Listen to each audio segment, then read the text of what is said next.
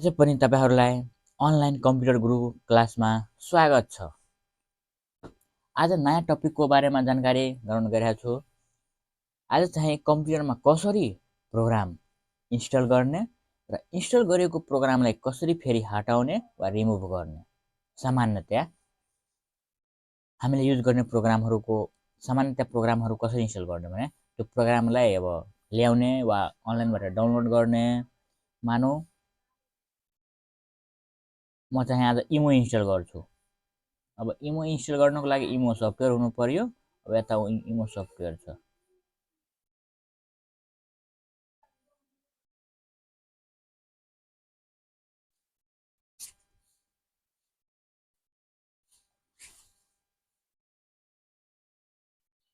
फेरि double click गर्ने। अब यता यो इमोमा चाहिँ तपाईको I accept the term in the license एग्रीमेन्टमा टिक लगाउने।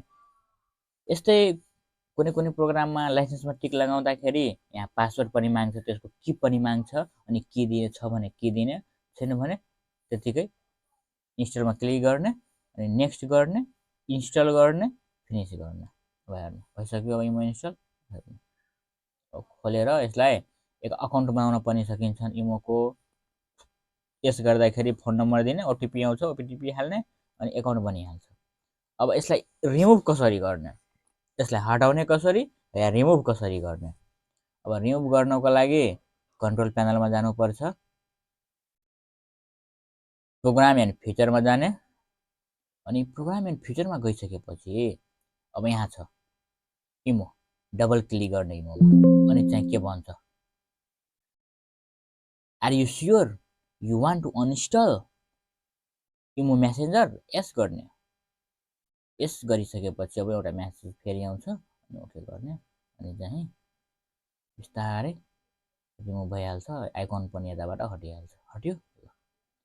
अब अर्को टपिक, अर्कोमा चाहिँ अब कम्प्युटरमा पासवर्ड हैन अन हुने बेलामा त्यो पासवर्ड कसरी लगाउने, कसरी राख्ने या चेन्ज कसरी गर्ने। अब हेर्नु कन्ट्रोल प्यानलमा जाने अनि युजर एकाउन्टमा जाने अनि मेक अनदर अकाउन्ट छ, यसमा क्लिक गर्ने अनि चाहिँ यसमा डबल क्लिक गर्ने। अब हेर्नु यता चेन्ज द अकाउन्ट नेम, यो नाम पनि चेन्ज गर्न सकिन्छ, पासवर्ड पनि चेन्ज गर्न सकिन्छ, अकाउन्ट टाइप पनि चेन्ज गर्न सकिन्छ। अब नाम चेन्ज गर्नु छ भने यसमा क्लिक गर्ने। अब अकाउन्ट नाम के राख्ने हैन, न्यू अकाउन्ट नाम के राख्ने यहाँबाट दिन सकिन्छ। यदि पासवर्ड चेन्ज गर्नु छ भने यो पासवर्डमा क्लिक गर्ने अनि करेन्ट पासवर्ड के राख्नु भएछ त्यो दिने। अब नयाँ के राख्ने, नयाँ दिने, फेरि त्यही नयाँ कन्फर्म गर्ने। अनि हिन्ट्स भनेको अब तपाईले कुनै समयमा बिर्सिहाल्नुहुन्छ भने त्यसको लागि केही हिन्ट्स राख्न सक्नुहुन्छ पासवर्डको बारेमा। अब चेन्ज पासवर्डमा क्लिक गर्ने अनि पासवर्ड तपाईको चेन्ज भइहाल्छ। आजको भिडियोमा यति नै। भिडियो राम्रो लाग्यो भने लाइक, च्यानललाई सब्स्क्राइब गरिदिनु होला। धन्यवाद।